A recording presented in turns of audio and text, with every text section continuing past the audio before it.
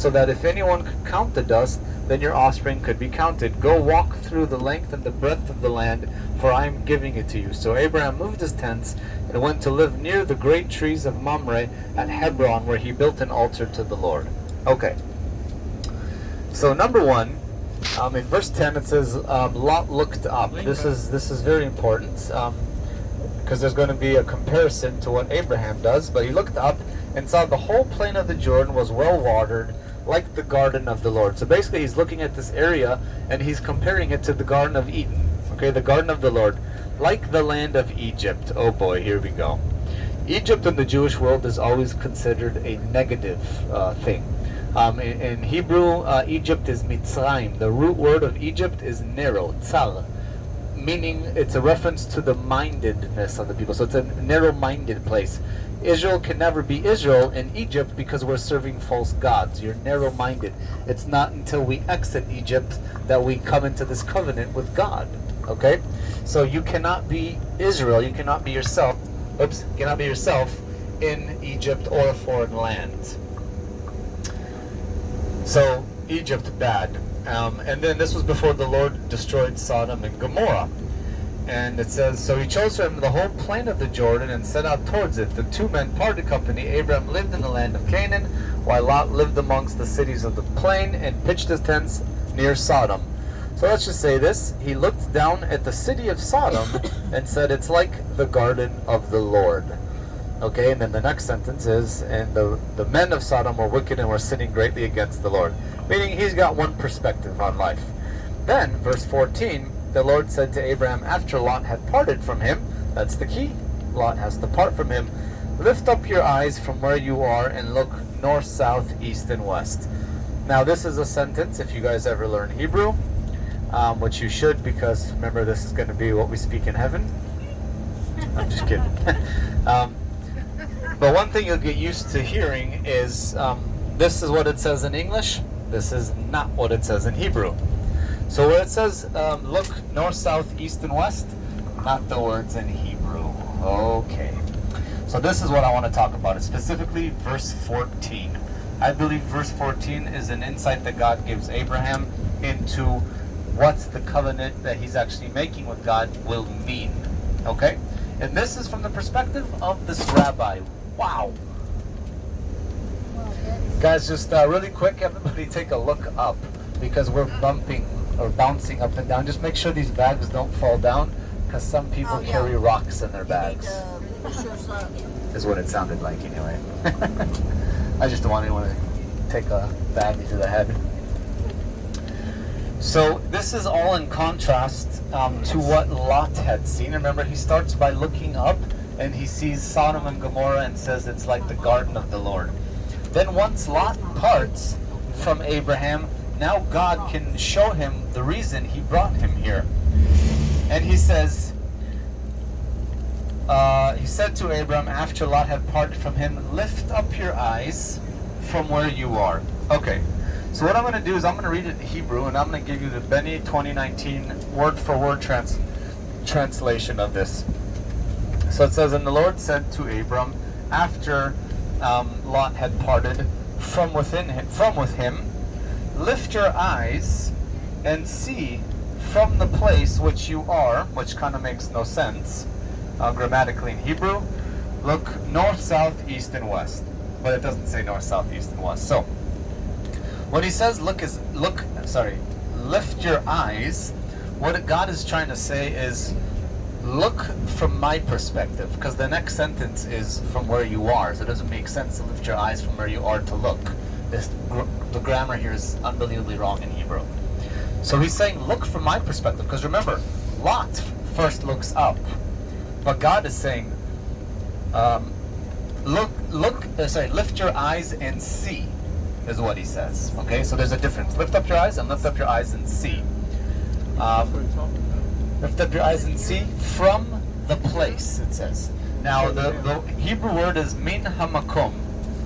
Hamakom is also, besides the literally meaning the place, it also means, it's also one of the names of God.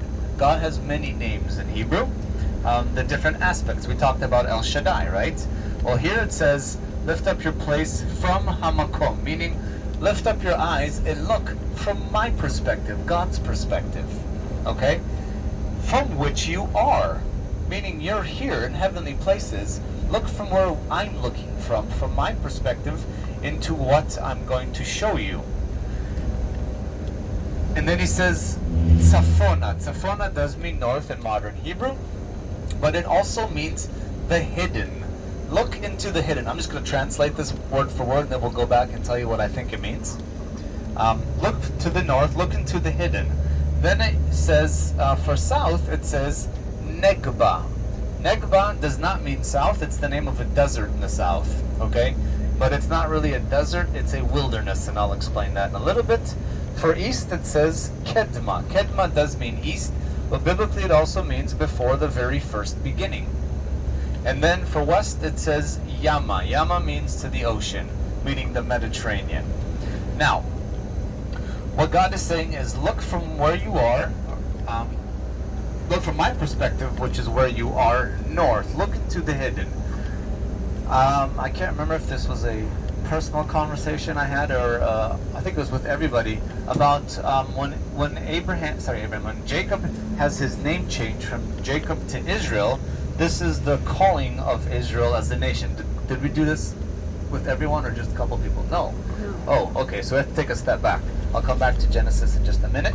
But the call of Israel, the first person to have his name called Israel is Jacob when he wrestles with the angel. Do you guys know what Israel means? One who wrestles with God, right? But that's not the full translation of it. It's one who wrestles with God and is able. Okay, that's the key. Now, one who wrestles with God, it's not, I have a problem with God and I'm going to wrestle with, his existence or anything like that. The call of the people is to wrestle with God, meaning understanding of God. Remember I told you that story about my dad and yeshiva? Okay, that's what it means to wrestle with God. I look at one verse, I look at every single angle of it, then I ask my partner, what do you see that I didn't see? You ask me a question, I ask you a question. We do this for hours. Then the rabbi comes, I ask the rabbi a question, then I ask another guy. This is a daily struggle. We do this every single day, because the more we learn about God, the more intimate it becomes, this relationship. The more God reveals himself. Think of it this way. You read one verse, you study the ins and outs of it, I understand this verse. Then you come back tomorrow, and you see something new. I didn't see that yesterday, fantastic. Then you come back the next day, and you see something new. God continuously reveals new things through his word to us. But he can't do it all at once. It'll just be over our heads, right? So it's one step at a time. That's why our struggle is a daily struggle with God, for us to see the intricacies of who he is, because it's only then that we learn who we are, right? It's supposed to be a mirror image. I am created in God's image. Therefore, I need to know who he is, to know who I am, to know how to live my life, and through that, right? And the key is, and we are able. That's our mandate as a people, as a body of Messiah, but the people of Israel as well. And we must remember that God has already equipped us for this. We are very capable of doing this. That's in our name. Okay? So, back to the verse. Look into the hidden. If this is our daily struggle with God, it is the Jewish people who are going to understand more of the intricacies of the Bible, more aspects of God, more of the hidden that God has in his word than any other nation, any other people on earth. Why? Because he's chosen us for this. He gave us this mandate, and we are the ones that are able. Okay? So here he's saying, through you and your descendants, I am going to show the hidden to the world. Whatever that means, the hidden of the Bible, the relationship. Look to the south. Look Negba. If you look on your maps, you look just south of the Dead Sea, in that whole area. Southwest, this is the Negev Desert. The Negev Desert is one of the most fertile patches of land in the land of Israel. But we call it a desert, right? It's not. It's really a wilderness. The biggest difference between a wilderness and a desert is the fact that Sahara is a good definition of a desert. You have no potential for life. A wilderness has potential for life, but lacks water. Okay? I'll give you an example. I have a Bedouin friend who lives down in the Negev. and I went to visit him once, and it was August, and he took me out. He's got a 4x4 Jeep, so we go out off-roading in the wilderness, and he said, hey, you want to see something cool?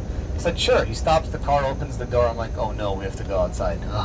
So we go outside, and he takes a big clump of dirt out of the ground, and he takes a water bottle, and he kind of like brushes some dirt off, leaves a little clump in his hand, and then just drops a couple drops of water in his hand.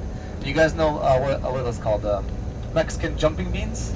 Yes. Same thing happened here. As soon as the water hit his hand, there were seeds in his hand in the dirt. They all moved. Literally moved. Okay?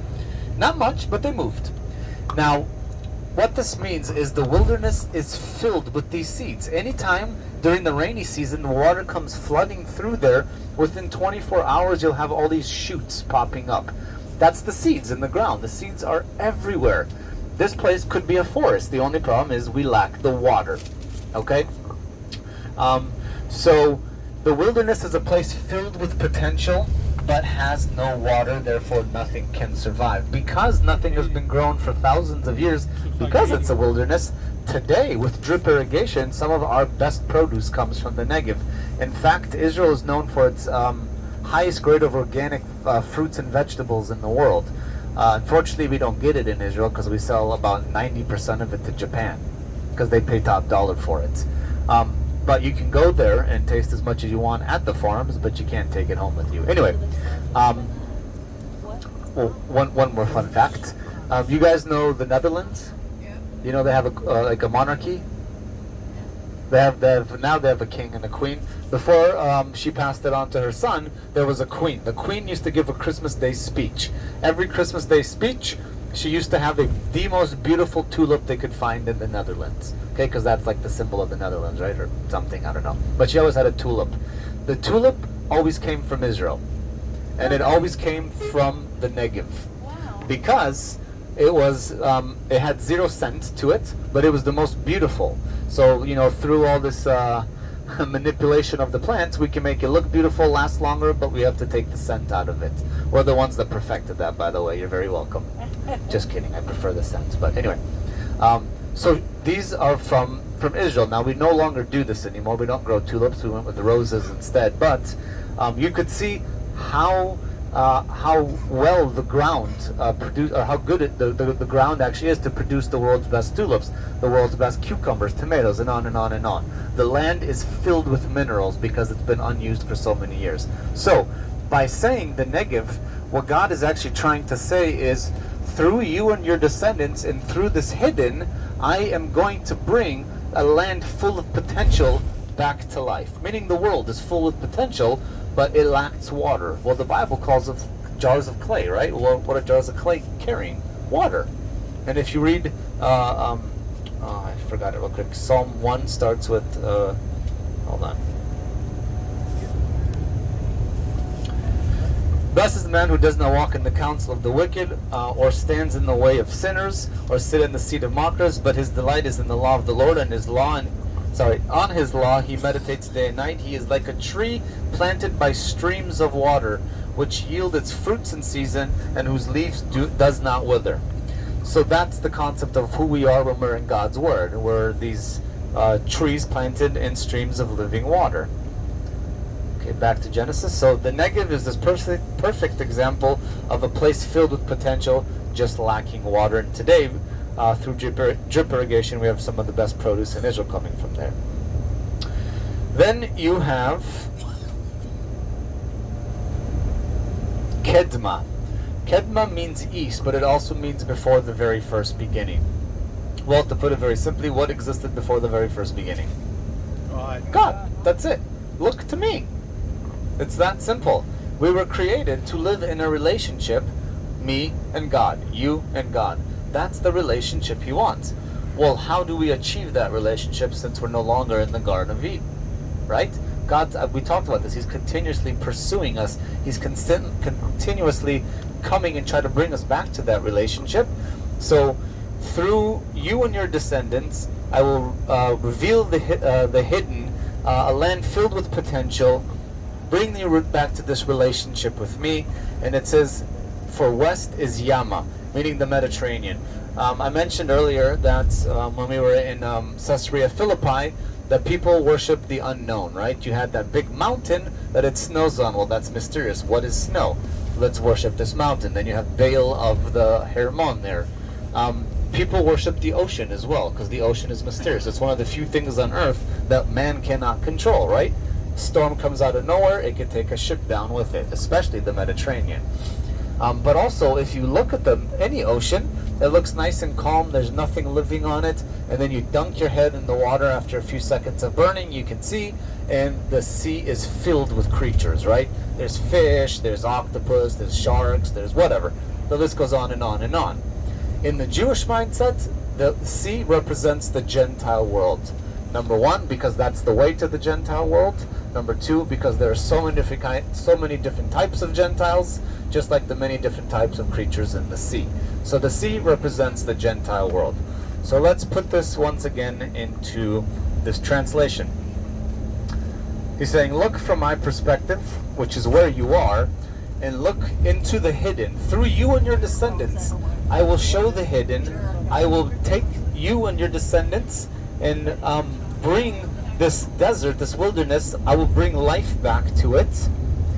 I will bring you to this relationship that you were created to live with, meaning with God, and through this I will bring redemption to the world, to the Gentile world. Okay? Now remember, the next verse is all the land that you see I will give to you and your offspring forever. Remember I said it's a people and a land covenant.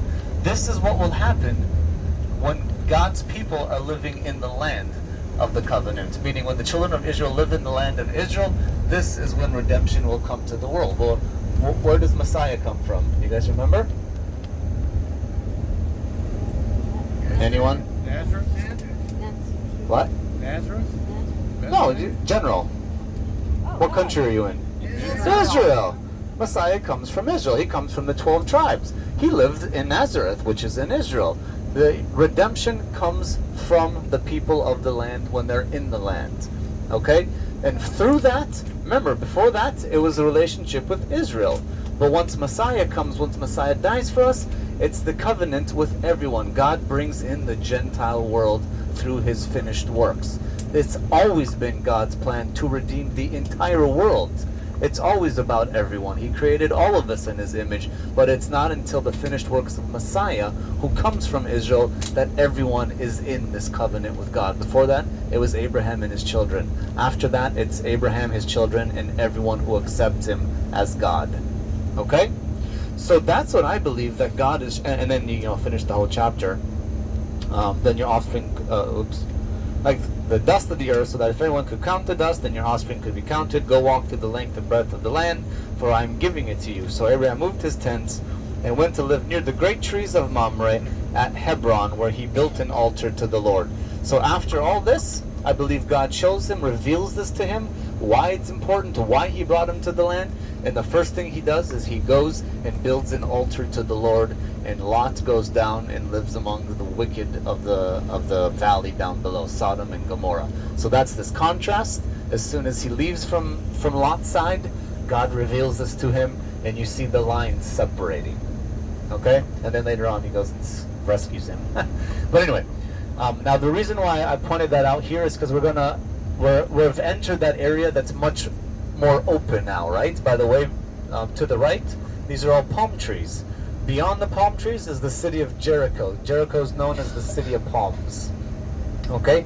But this is the area I was referencing. It's a lot greener in the correct season. And the reason why is in Hebrew, when it says, I'll get it in the Hebrew, hold on.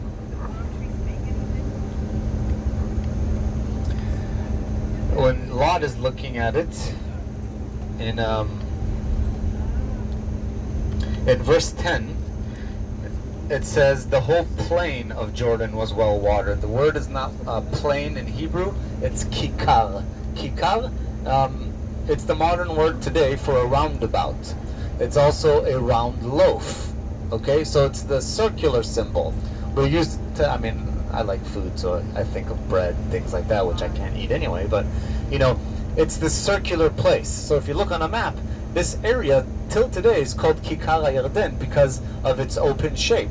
Once you go up into the valley, it's not that same region anymore because it's not this circular area. It's not the well-watered part.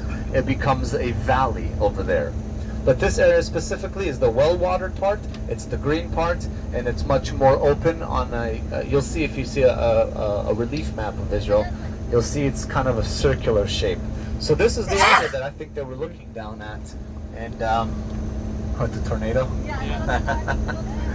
And looking down at. And I just wanted to share that with you, just to kind of finish that whole sentence of what we from that it goes on to Genesis 15. With the actual solidification of the covenant. But I believe Abraham knew what he was doing at that moment because God had revealed it to him already. Was Sodom and Gomorrah in this area? I don't know. God destroyed it. Good riddance, I say.